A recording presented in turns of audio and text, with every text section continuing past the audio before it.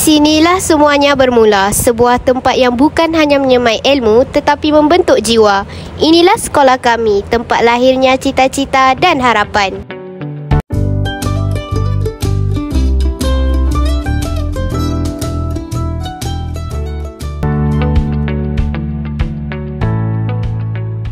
Ditubuhkan pada tahun 1948, sekolah ini bermula dengan hanya 25 orang murid dan seorang guru yang bernama Cikgu Sharif bin Abbas.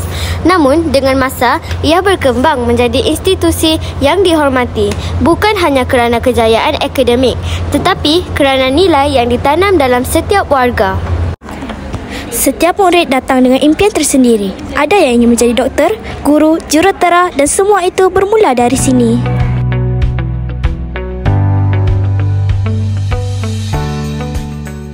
Dari pentas pidato ke padang sukan, dari makmal sains ke pentas seni, sekolah ini telah melahirkan ramai insan berjaya, kini menyumbang kepada masyarakat di dalam pelbagai bidang.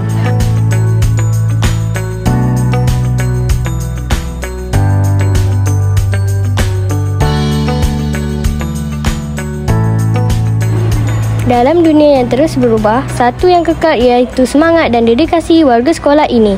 Semoga sekolah ini terus menjadi media inspirasi untuk generasi akan datang.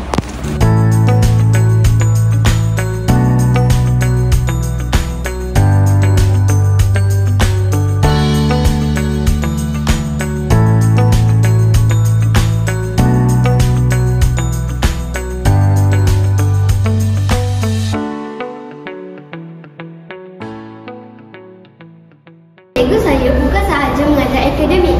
Mereka mengajar saya adab dan erti percaya pada diri sendiri. Saya mahu jadi angkasawan. Di sekolah ini, saya belajar untuk tidak pernah takut berimpian besar.